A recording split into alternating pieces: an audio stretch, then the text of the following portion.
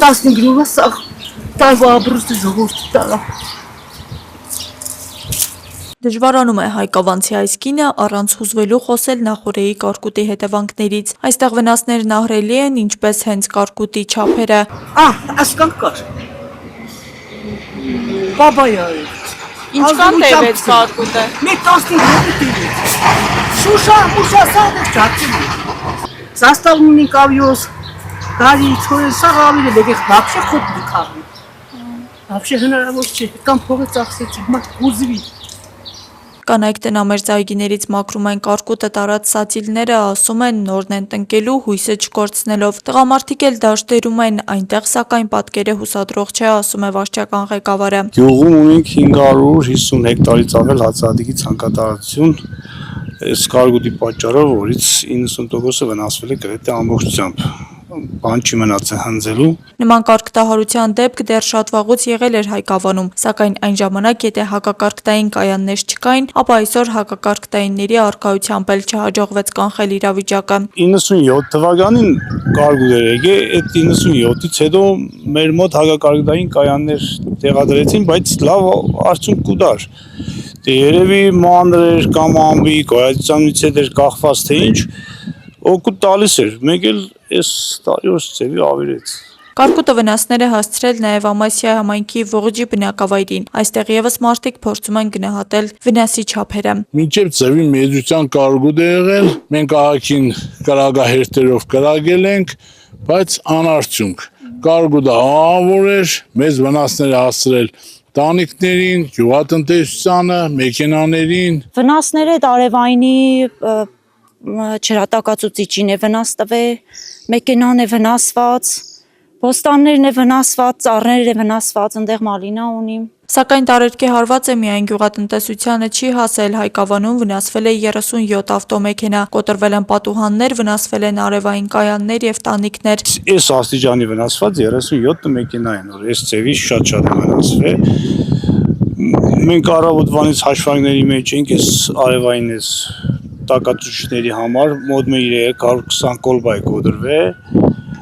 6 հատել արևային կայան։ Ստեղծվել է արտակարգ իրավիճակների հետևանքով հասցված վնասների գնահատման Շիրակի մարզային հանձնաժողով։ Մասնագետներն արդեն գյուղերում են գույքագրելով եւ գնահատելով պատճառած վնասները։ Բոլոր վնասների դեպքում քաղաքացիները պետք է դիմեն իրենց համայնքապետարանին, իրենց տարածքներում պետք է կազմակերպի դիմումների ընդունումը, գույքը հաշվառումը, թե ինչ ծավալի, ինչ չափի վնաս է կրել քաղաքացին, դա ամբողջը ակտավորվելու է եւ ներկայացվել է մարզային հանձնաժողովի քննարկմանը։ Կազմվելու է արձանագրություն եւ այդ արձանագրությունները մարզային հանձնաժողովը քննարկի եւ ներկայացնի հանրապետական հանձնաժողովին։ Գյուղացիների մտահոգություններից մեկն էլ ապահովագրության հարցն է։ Ոչ բոլորն են օգտվել ապահովագրական ծրագրերից, իսկ որոշ մշակաբույսեր ընդհանրապես ապահովագրման ենթակա չեն։ Մարզում շուրջ 2750 հեկտար ցանկատարության ապահովագրություն կա, 2800 պայմանագիր, այն ցանկատարությունները, ովքեր ունեն ապահովագրական պայմանագիր, պայմանագրային հիմունքներով փորձագետի գնահատումից հետո կստանան փոխհատուցումներ, իսկ այն քաղաքացիները, ովքեր չեն հասցրել կամ չեն ապահովագրել իրենց տարածքները, իրենք համայնքների կողմից կհաշվառվեն, պատկերացում կունենանք, թե ինչ ծավալի մասին է խոսքը, ինչ գումարի, ինչքան վնասի մասին է խոսքը եւ ըստ այդմ հետագա քայլերը բարձ կլինեն։ Այս անգամ ամենամեծ վնասները կրել են Ախուրյան եւ Ամասիա համայնքները։ Փոխհատուցումների մասին խոսելը դեռ վաղ է, սակայն գյուղացիներն արդեն սպասում են հստակ պատասխանների, ինչպես են վերականգնելու տարերկի հետևանքով կրած կորուստները։ Աստղիկ Խաչատրյան, Խանովանիսյան, այսօր։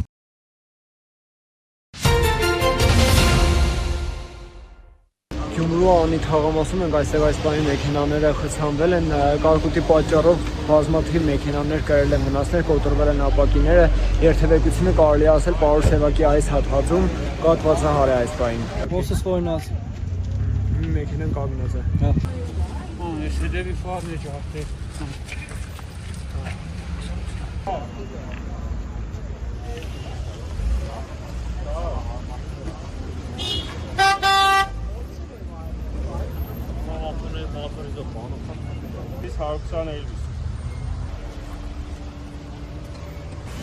Անի թաղամասից դեպի Մուշ տանող ճանապարհն է, այստեղ եւս մեքենաները խցանված են։ երթևեկությունը դանդաղում է, որովհետև հենց այս փողոցի ավարտին Պարուլ Սևակի խաչմերուկին արդեն իսկ ԱԻՆ-ի աշխատակիցները կազմակերպել են գույքագրումը, նկարահանում են վնասված մեքենաները։ Մուշ եւ Անի այս երկու թաղամասերում են հիմնականում կարկուտից վնասված մեքենաները, ինչպես նաեւ բազմաբնակարան շենքերի ապակիները կոտրվել են։ Այս պահին աշխատում են ԱԻՆ աշխատակիցները, ինչպես տեսնում եք կադրերում, նրանք գույքագրում են վնասները։ Իմ թիկունքում այս պահին գտնվում է մեքենա, որի ապակիները կոտրվել են կարկուտի հետևանքով, բայց սա եզակի բնույթ չի կրում այս պահին քաղաքում։ Մարդկաց քամիկարիշը քշեգը փոխհատուցեն գո գելը մտնի աշխարհուդե փոխհատուցեն գտաները ջուլասվիգը փոխհատուցեն գը էսը մեր գույքանը խոսքի $6000 տևի արել են որ փող աշխատենք Yandex-ի տոգոսները կուտանք հարգերը կուտանք pedagogan սա մուզումները կենենք Հիմա մեզ ինչ պետք է անեն մեր վիճակը ինչ պետք է անեն Մենք չիրենք պես թե ասաղով հավաքվել ենք կանգնել ենք մտածենք կը չիրենք Եթե հանգա գարաժի տեղ կուզենք կսեն ախպեր չան գարաժի տեղ չկա Ըմպել են ավտոները դուրս են կանից մեկը պետք է պատասխան տա թե չէ Կսես գարաժի տեղ դու կսես չկա բերես գարաժը տնես կը երկրորդ օրը կուկան կարանը կսեն տանին գա Ոսկե մենք ինչ ենք Հիմա երկու ցանկացած ավտոն չսարքեցին փոխհատուցում չեղավ դա շապարդում քաղաքապետարանի թեմը կուկամ Մարտել է վնասվել կարկուտից Գլուխներ ջարդել Տան դեռ ծերին է Շարքը լրիվ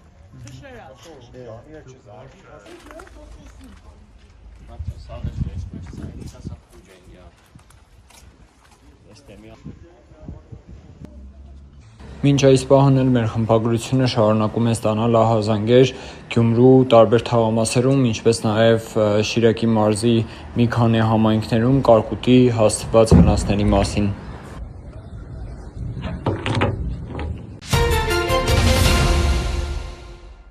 Այս պահի դրությամբ 7 քաղաքական ուժ պաշտոնապես դիմել է Սահմանադրական դատարան վիճարկելու հունիսի 7-ին կայացած խորհրդարանական ընտրությունների արդյունքները։ Սահմանադրական դատարան դիմաց քաղաքական ուժերն են՝ Ուժեղ Հայաստան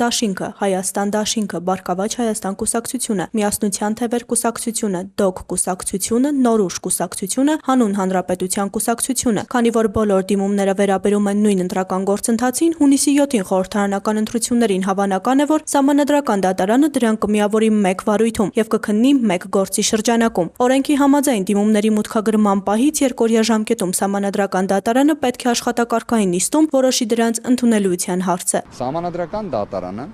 հանդես գալով որպես սահմանադրական արդարադատություն իրականացնող միակ մարմինը, ընտրական վեճերը լուծող բացառիկ մարմին կարող է կայացնել թվով 3 որոշումներից մեկը։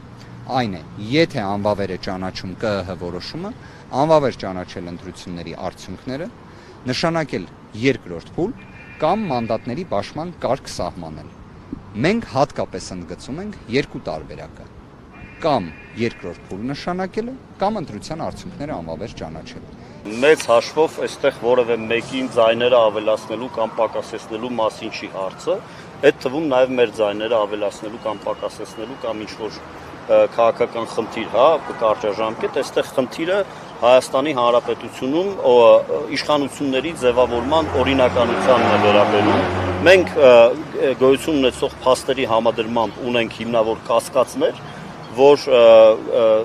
եղած պայմաններում ձևավորվող իշխանությունների լեգիտիմությունը հարցականի տակ է դրվում։ Դրա համար մենք դիմում ենք Սահմանադրական դատարան, որպեսզի այդ կասկածները փարատվեն։ Դիմումները վարույթ ընդունվելու դեպքում գործի քննությունը կանցկացվի բանավոր ընթացակարգով։ Սահմանադրական դատարանը պարտավոր է վերջնական որոշում կայացնել դիմումների մուտքագրման օրվանից ոչ ուշ, քան 15 օրվա ընթացքում։ Գայանե Հովհաննիսյան, այսօր։ Վարչապետ Նիկոլ Փաշինյանի գլխավորությամբ տեղի է ունեցել խորհրդակցություն, որի ընթացքում քննարկվել են Fiber տնկերության կողմից Հայաստանում կառուցվող արհեստական բանականության տվյալային կենտրոնի ընթացիկ գործունեությանը եւ առաջիկա ծրագրերին վերաբերող հարցեր։ Խորհրդակցության ընթացքում ներկայացվել են կենտրոնի կառուցման ու տեխնոլոգիական սարքավորումների տեղակայման աշխատանքների ընթացքը, ինչպես նաեւ անհրաժեշտ ենթակառուցվածքների ձևավորման ուղղությամբ իրականացվող քայլերը։ Անդրադարձ է կատարվել նախագծի իրականացման ժամանակացույցին պետական եւ մասնավոր հատվածների համագործակցության շրջանակում կատարվող աշխատանքներին, ինչպես նաեւ արհեստական բանականության գործարանի լիարժեք գործարկման համար անհրաժեշտ պայմանների ապահովմանը։ Վարչապետ Փաշինյանը կարևորել է Firebird-ի արհեստական բանականության տվյալային կենտրոնի գործունեությունն ու նշել, որ այն Հայաստանի տեխնոլոգիական զարգացման տեսանկյունից ռազմավարական նշանակություն ունեցող նախաձեռնություն է։ Վարչապետը ընդգծել է, որ ծրագրի իրականացումը կնպաստի արհեստական բանականության եւ բարձր տեխնոլոգիաների ոլորտների զարգացմանը, նոր հնարավորություններ կստեղծի գիտահետազոտական եւ կրթական միջավայրերի համար, ինչպես նաեւ կխթանի Հայաստանի միջազգային մրցունակության բարձրացումը տեխնոլոգիական ոլորտում։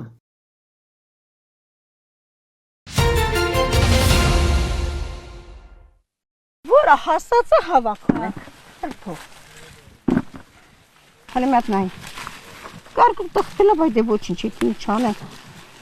Տեղ-տեղ կարկտահարված, բայց հիմնականում հատնտիչ ծիրանները ծառերից դույլ, ապա արկղեր են տեղափոխվում ու սպասում շուկա հասնելու իրենց հերթին։ Երկար չեն սպասում, գնորդներ գալիս են, հատկապես հիմա, երբ ծիրանը դեռ նոր է հասել։ Իսկ Արարատի մարզի Արմաշ ու հարևան մի քանի գյուղերը հայտնի են նուբարով, պտուղն առաջինը այստեղ է հասունանում։ Աղաջանյան ամուսինները ընտանիքով են կազմակերպում 1 հեկտարից մեծ այգու բերքահավաքը։ Բերքը մի քանի փորձություն է անցել այս տարի։ Նախ առատ անձրևներն են խոչընդոտել լիարժեք փոշոտմանը, ապա կարկուտն է վրա հասել։ Հիմնական փոշոտման ժամանակ կանձրև խանգարում է, քիչ թողում որ փոշոտում գալի։ Դեղորայքը, բանը սա առնում են, սրսկում են, սիլիտրայա, տարբեր տեսակի սնեցումներ են կանում, սրսկումներն է։ 1000-ել ենք ծախել, 800-ել ենք ծախել, 200-ել ենք ծախել, որ վերջում մնացել է, ընտեսիան 200-300-ել ենք տվել։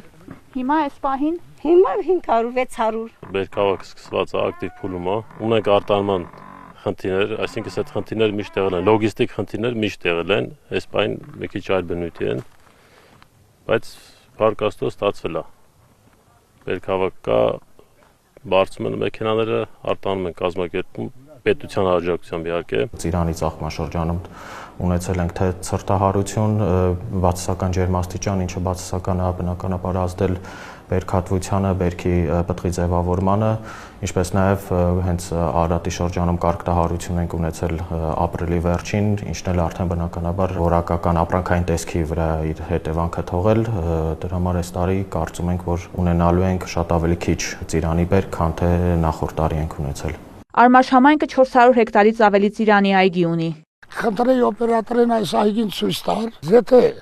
գործարանատերերը ընդամենը 50 դրամ այսօրվա գները որ գոյություն ունեն, աղողի մտերման 50 դրամ ավելացնեն, ես այս ծիրանների մեծ մասը կքանդեմ, նոր այգի կհիմնադրեմ։ Խաղողի։ Այո, որտեղ այս ամբողջ տարածաշրջանը Սուրենավան գյուղը, Արմաշը, Երասխավանը եղել են խաղողագործական գյուղ։ Հետո այս ծիրանը սկսեց, գնաց Ռուսաստան, թանկ վաճառվեց, ժողովուրդը լավ փող աշխատին, բոլոր հողերը դրել են ծիրանի տակ։ Արմեն Վարդազարյանը դժգոհ է ծիրանի իրացման գնից։ Իր այգին շատ է վնասվել կարկուտից ու վնասատուներից, մտավախություն ունի, որ ծախսը չի կարողանա փակել։ Բանվորական ուժը, աշխատուժը թանկացել է, գինը իջեցված է, 500 դրամ մեկ նարկային գին, որը չլսված է, այդ մեր ծիրանի վաճառքի վերջի գներն էին ամեն տարի։ Հիմա մեկ նարկային գինը 500 դրամ է։ Այս օրերին գրեթե բոլոր այգետերերն են գործի անցել, միտեղ հավաքում են, մյուսները դասավորում արկղերի մեջ, ձգտելով լավագույն ապրանքային տեսք տալ հայկական ծիրանին։ Ամենամանրերը շարում ենք տակը, դե մի քիչ կարկուտ խփածափրացում ենք, տեսքը գեղեցիկ լինի, ամենալավ փոշորները 30, խնդրեմ, սրանք 30-ացու բաներ են, շուկայական տեսք։ Քաղցրահամ ծիրանը միաժամանակ պետք է անթերի տեսք ունենար բեռնատարներով Ռուսաստան արտահանելու դեպքում, իսկ ներքին շուկայում իրացման համար եւ լավ եւ միջին որակի ծիրանն են տեղավորում արկղերում։ Ռուսաստան տանելուց էլի նույն ձևի ոնց կար, նույն ձևի տանում են։ Ուղղակի իրանք ֆորինը ոնց որ տակի վատը իրանք հանում էին, էլի են հանում, ես էլ եմ հանում, ես շորջ եմ հանում։ Ըստ Ռուսաստան տանելու համար իրանք բիդիկ են տանում, օրինակ ես կարող եմ քաղը օրը մի տոննա, 2 տոննա, հիմա չեմ կարող քաղում։ Բայց չի էլ դժգոհում Տիգրան Թևանյանը, վստահեցնում է այգուց 800 դրամով էլ է ծիրան վաճառել, իսկ այս մի խմբականակը կշռելուց ու մեքենայում տեղավորելուց ժամեր անց Վրաստանում կլինի։ Ջավախեցի արտահանողի հետ պայմանավորվածությունը կա, պատրաստ է մեծ քանակի հայկական ծիրան տանել, վստահ է, որ հասած ծիրանը գետնին չի մնա, կարծում է իր բերքի արտահանողը կգտնվի, թեև առայժմ այն Եվրոպան չէ։ Երամիություններ պլաստիկ օպերացիայից ծիրան են ուզում լավը, ես տես չունեմ, որ լրիվ իդեալական լինի, իդեալական ծիրան հասկացողություն չկա։ Մարկա որ սաղոր գյուղի մեջ է, իա ծիրանը լավն է, ինքը կարող է Եվրամիություն ուղարկի։ Ես այս տարի չեմ ուղարկում, եթե անցած մյուս տարի խոսքից խնդրելա, բանիվում պետք է ուղարկեմ, ոնց ուզում է լինի։ Ոչ եվրոպական, բայց ԵԱՏՄ ստանդարտներին վստահաբար համապատասխանում է, հատկապես եթե անցած տարիների համեմատ ծիրանի մշակության որևէ փոփոխություն գյուղացին չի կատարել, նշում է վարչական շրջանի ղեկավարը։ Ժողովուրդը շատ լավ ներկայացնում, ասում է, մենք բերքը չքաղած Ռուսաստանը փակել, ասում է, ինչ-որ խնդիր կա մեր ծիրանի թթի եւ այլնի մեջ, այդ ուղղակի զարմանալի է։ Չեմ հասկանում, ոնց կարող մեր բերքը չի ասել Ռուսաստան դեռ, իրանք արդեն խնդիր են տեսնում մեր բերքի հետ։ Հիմնական ուղղությունը Ռուսաստանն է, այնտեղ էլի արտահանել են, էլի եղել է դժվարություններ, բայց այս տարվա հետ չեն կարող համեմատել։ Մի քանի արտահանողների հետ եմ խոսել, բոլորն էլ ասում են, որ տարբերակներ չունեն արտահանելու ու ոնց որ խորհուրդ են հարցնում, թե մյուս երկրների դեպքում ինչ կարող են անել։ Ինչ տարբերակներ կա էլ ուրիշ երկրներ արտահանելու։ Էկոնոմիկայի նախարարությունը արտահանման խթանման ուղղված վերջին ծրագրերով փորձում է աջակցել, սակայն զուգահեռ պետք է լուծվի նոր շուկաներ գտնելու հարցը։ Մարզպետարանի վարչության պետի կարծիքով ժամանակ է պետք եվրոպական շուկայի ստանդարտներին համապատասխանելու համար, թեև մարզում ինտենսիվ այգիներ կան։ 500 հեկտարի կարգի ինտենսիվ այգի ունենք, տարբեր պտղատեսակների, ոչ միայն ծիրանը, ու կարծում եմ, որ իրանք այդ դեպքում իրանք ավելի շատ հնարավորություններ ունեն ինտենսիվ մշակության շնորհիվ համապատասխանելու եվրոպական պահանջներին, բայց այս դեպքում արդեն ոնց որ դուրս կմնան հասարակ ֆերմերները, հասարակ տնտեսություն, փոքր տնտեսությունները, որոնք որ չունեն այդ հնարավորությունները, թե ուսումնասիրելու նոր շուկաները, թե համապատասխան որակի ապրանք տալու։ Բայց աջակցությունից օգտվող ու արտահանող ֆիզիկական անձինք կան, հենց Արմաշ գյուղի հարակից տարածքում բեռնատարներն ամեն օր այլ ուղղություններով ծիրան են տեղափոխում։ Տեսախցիկից այն կողմ ներկայացրեց տարածքի սեփականատերը։ Իրանք ուզում են ադբորի ծիրան, տանում են Ուկրաինա։ Ամենաուժեղ ծիրանը, սուպերմարկետում տես ծիրան կարող չլինի, որ իրանք տանում են։ Ամենաուժեղ ծիրանն են տանում։ 600 դրամով։ Շուլավերը ես կլենտներ ունեմ 10 տարի է, նույն կլենդերի մշտական տանում են, որ ծեր ուզում եք գնացեք արեք, սա վրացի են։ Իսկ արտահանման ոչ ենթակա ծիրանի իրացման վերջին այլընտրանքը ցածր գնով մթերումն է։ Վարդուհի Արզումանյան, Դավիթ Մաչկալյան։ Միացյալ Նահանգների պետքարտուղար Մարկո Ռուբիոն հեռախոսազրույց է ունեցել Լիբանանի նախագահ Ժոզեֆ Աունի հետ։ Այդ մասին հայտնել է ԱՄՆ պետքարտուղարության մամուլի քարտուղար Թոմի Փիգոտը։ Նրա հաղորդագրության համաձայն Ռուբիոն բարձր է գնահատել Լիբանանի ինքնիշխանությունն ապահովելու եւ այն վերականգնելու պատմական հնարավորությունն իրագործելու գործում նախագահ Աունի խիզախությունը։ Միացյալ Նահանգները լիովին աջակցում է Լիբանանի կառավարությանը ինքնիշխան պետություն կառուցելու եւ հարևանների հետ խաղաղության հասնելու գործում։ Ռուբիոն ընդգծել է, որ Իսրայելի հետ երկկողմ բանակցությունները երկրի վերականգնման եւ բռնության շղթան կոտրելու միակ ուղին են։ Կողմերը քննարկել են հունիսի 23-ից 25-ը Վաշինգտոնում նախատեսված բանակցությունների հաջորդ փուլը, որտեղ ակնկալվում է առաջընթաց գրանցել տևական խաղաղության հասնելու ճանապարհին։ Պետքարտուղարը նաեւ վերահաստատել է Հեզբոլլահի զինաթափման եւ Լիբանանի ողջ տարածքում պետական վերահսկողության վերականգնման անհրաժեշտությունը, կարևորելով այդ հարցում տարածաշրջանային դաշնակիցների հետ համագործակցությունը, նշված է պետքարտուղարության հաղորդագրության մեջ։ Ավելի վաղ Reuters գործակալությունը հայտնել էր, որ Իսրայելը եւ Հեզբոլլահը հրադադարի համաձայնության են հասել, սակայն նույն աղբյուրի համաձայն օրվա ընթացքում Լիբանանի հարավի ռմբակոծությունը շարունակվել է։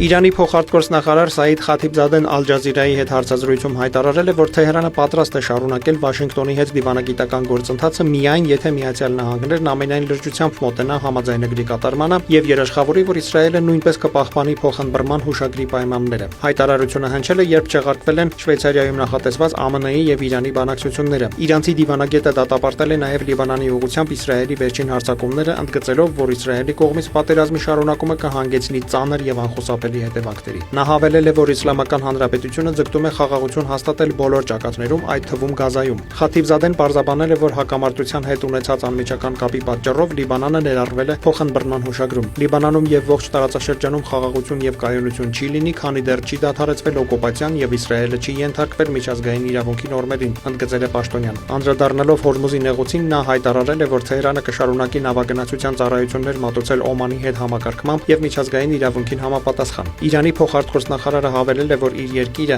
համաձայնագրով նախատեսված 60-օրյա ժամանակահատվածում նեղուցով անցնելու համար վճարչ չի գանձի, սակայն նշել է, որ դրանից հետո կներդրվի ջրային ուղու կառավարման նոր մեխանիզմ եւ այն կներկայացվի տարածաշրջանի երկրներին։ Խաթիվզադեն նաեւ հայտարարել է, որ ապագա ցանկացած համաձայնագիր պետք է ներառի իրանական բոլոր միջոցների ապասառեցումը։ Ուկրաինայի նախագահ Վոլոդիմիր Զելենսկին հայտարարել է, որ Բելարուսի տարածքում իր տվյալով կան վերահաղորդիչներ։ Ըստ նրա, դրանք օգտագործվում են իշահ ռուսական զորքերի, իսկ բելարուսական վառելիքը մատակարարվում է Ռուսաստան։ Զելենսկու խոսքով Մինսկին 1 շաբաթ է տրամադրվել այդ գործոնները վերացնելու համար։ Հակառակ դեպքում, ըստ Ուկրաինայի նախագահի, դա կանեն իրենք։ Բացի այդ, Զելենսկին հերքել է Բելարուսում երեխաներին տեղափոխող ավտոբուսի հարվածին Ուկրաինայի մասնակցության մեղադրանքները տեղի ունեցածը որակելով սադրանք։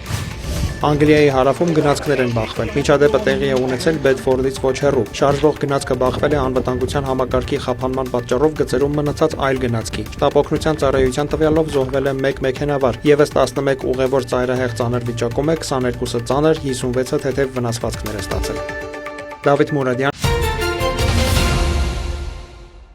Որոնողական աշխատանքների 5-րդ օրն է։ Այն փրկարարներն ու կամավորները Մահաբեր խողովակի տարածքում նավակ են գործի դնում։ Հաշվարկվում է անվտանգությունը, թիմային բաժանում արվում, հավանական հատվածները դիտարկվում։ Նորից վերադարձել են ենթադրյալ Նորից սկզբից դեմքի վայրից նորից 1-1 արդեն նաև գետի կենտրոնը, որովհետև միջև հիմա հնարավոր չէր ելնեմ գետի կենտրոնը, քանի որ հոսքը շատ արագ էր։ Հիմա հոսքը մի քիչ դանդաղել է, գետի մակարդակը մի քիչ իջել է, փորձելու ենք նաև գետի մեջտեղի մասը նայել, էլի։ Միշտ նայել ենք առաջի մասերով ու ինչքան հնարավոր է նաև ջրասուզորդները գետի մեջտեղներ են նայել, բայց քանի որ մեծ հոսքը շատ արագ էր, մեծ էր, 100%-անոց ծածկույթ չի ապահովել։ Հիմա փորձում ենք հենց անել, որ կարողանանք մետր նայելով գնանք։ Տեսնենք ոնց կստացվի։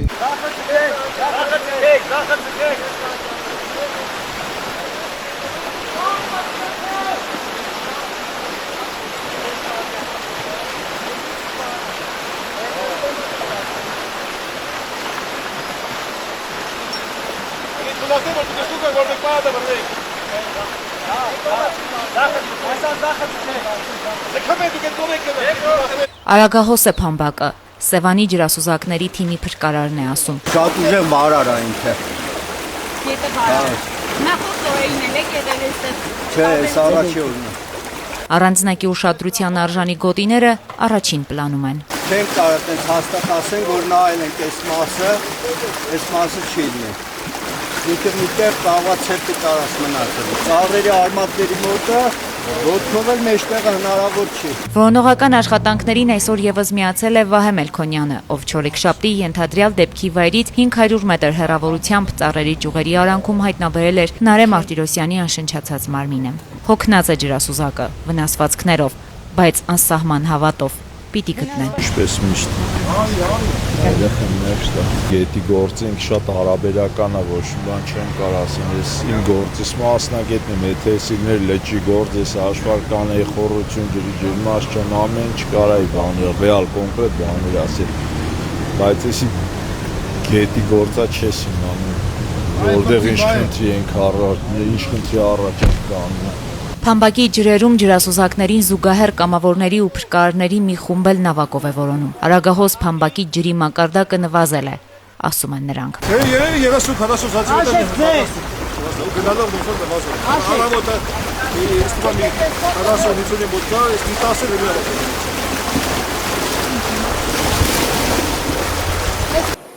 Տեխնիկական բոլոր հնարավոր միջոցներով նոր ուժերի ու կամավորների ներգրավմամբ շարունակում են փնտրել 13-ամյա աղջկան։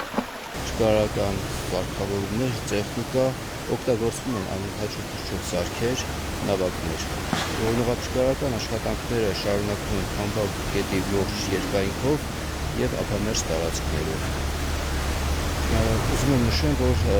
շատ մեծ է ջրասուզափչկարների դերնշանակությունը այս աշխատանքներում եւ ինչպես ակնադիտական, այնպես հատուկ որոնողական սարքերի միջոցով որոնողապչկարական աշխատանքների ընթացքը պաշարժկետով շարունակվում է առայժմ այսքան։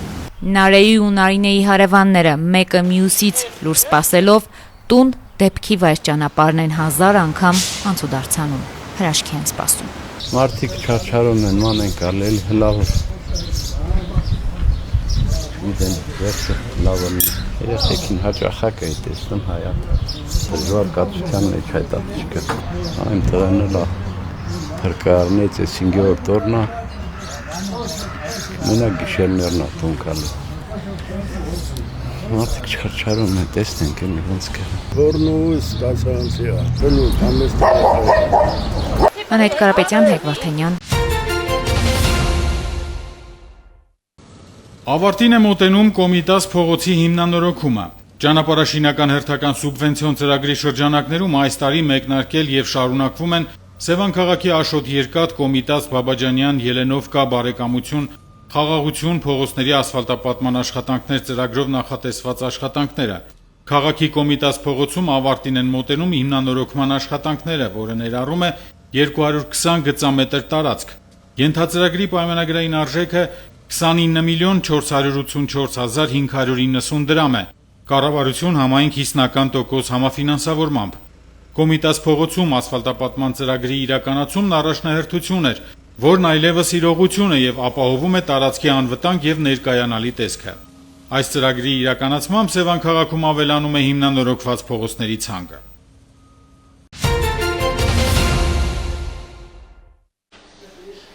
Ջուր ունեք, երբ կտան։ Սրանք են կապանում վերջերս ամենաշատ հնչող հարցերը։ Քաղաքում մի քանի օր է դադարեցվել է շուրջօրյա ջրամատակարարումը։ Սոցհարթակներում կապանցիների դժգոհությունները կապված խնդրի հետ չեն դադարում։ Չես կարողանում ոչինչ անել, մանավանդ որ չես հավաքել ջուր։ Առավոտ անջատել են, երեկոյան ժամը 5-ին տվել են,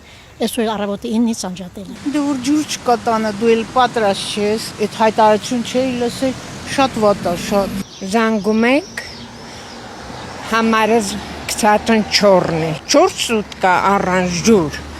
քան մեկ գնամ հարևան ասեմ ձեր ջրից տվեք խմեմ։ Վերջին օրերի առատ տեղումների եւ հեղեղումների ժամանակ քարաթափման հետևանքով ժամանակավոր խցանվել էր Գյարդ ջրընդունիչից դեպի Գեղի մաքրման կայան ձգվող խողովակաշարը, ինչի հետևանքով հնարավոր չէր անհրաժեշտ ծավալի ջրաքանակ հասցնել քաղաք։ Թեև դժգոհությունները բազմաթիվ են, կան նաեւ հարցին ըմբռնումով մոտեցող բնակիչներ։ Կենցաղային բոլոր խնդիրները հետ են մնում, բայց ինչ վերաբերում է, որ ինչու են անջատում, մենք գիտակցաբար ենք վերաբերվում, որովհետև դուք տեսաք մի 2 օր առաջ ինչ սարսափելի կարկուտ եւ սարսափելի հորթառատ անձրևեր, բնականաբար ջրամբարները մաքրելու կարիք են զգացվում, դրա համար էլ այդ գործով զբաղվում են, բանում ինտերնետում գրում են, ժողովուրդը ըմբռնումով մոտենում է, անձամբ ես գիտակցում եմ, որ պետք է անպայման մաքրեն ջրամբարները, դրա համար ժամանակ է պետք։ Վեոլիա ջուր ընկերության մասնագետները շուրջօրյա ռեժիմով իրականացրել են որոնողական աշխատանքներ 7-ից 8 կիլոմետր ձգվող խողովակաշարում քարերով խցանված հատվածը հայտնաբերելու եւ խնդիրը հնարավորինս արագ կարգավորելու նպատակով տեղեկացնում են ջրամատակարարող ընկերությունից հավելում 14:30-ի դրությամբ մասնագետներն ավարտել են մաքրման աշխատանքները։ Բոլոր այն հատվածներում, որտեղ որ քարով ավազով խողովակը խցանվել է, բոլոր տեղերը հատվածները հայտնաբերվել են, մաքրվել են եւ ջուրը արդեն իր ամբողջ ծավալով հասնում է ջրի մաքրման կայան։ Հույս ունենք, որ ջրի մաքրման կայանում համապատասխան աշխատանքներից հետո արդեն երեկոյան աստիճանաբար կապանում կսկսի ջրամատակարարումը վերականգնվել։ Կառույցի պատասխանատուները հորդորում են կապանցիներին փոքրինչ համբերատար լինել հայցում ներողամտություն պատճառված անհարմարությունների համար։ Աննա Մելքումյան, Տիգրան Թումանյան։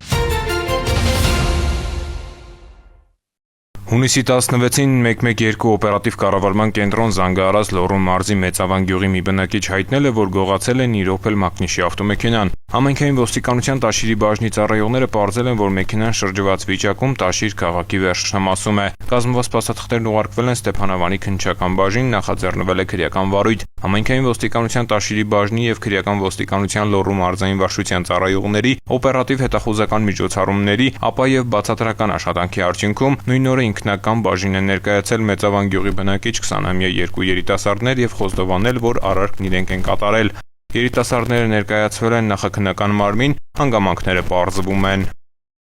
Հունիսի 17-ի առավոտյան ժամը 7:25-ին ներքին գործերի նախարարության օպերատիվ կառավարման կենտրոն է զանգահարել Երևանի քաղաքապետարանի հասարակական կարգի պահպանության ապահովման մասնագետ Միկին։ Նա հայտնել է, որ Քանաքեռի առաջին փողոցի կանգառում երթուղային ավտոբուսի ուղևարձը չվճարելու հետ կապված վարչարարություն իրականացնելիս ուղևորներից մեկը վիճաբանել է իր հետ, հնչեցրել սպառնալիքներ եւ սեռական բնույթի հայհոյանքներ, նաեւ հարվածել նույնականացման սարքին, որն ընկել ու վնասվել է։ Համայնքային ոստիկանության Քանաքեռ-Զեյթունի բաժնի ծառայողների ձեռնարկած միջոցառումների արդյունքում պարզվել է վիճաբանած անձի ինքնությունը։ Նա հայտնաբերվել եւ կազմված փաստաթղթերի հետ ներկայացվել է քննչական բաժին։ Խուլիգանության հատկանիշներով քրեական վարույթ է նախաձեռնվել, հանգամանքները պարզվում են։